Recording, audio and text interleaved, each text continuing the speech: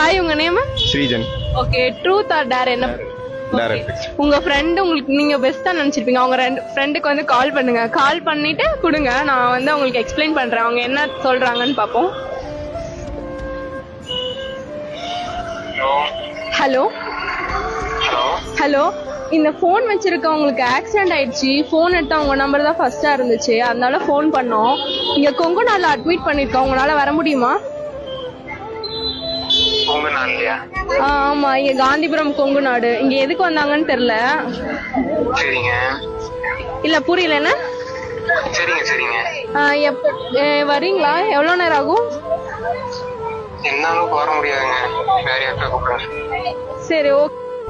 Love ஃபெயிலியரா? Friendship failure.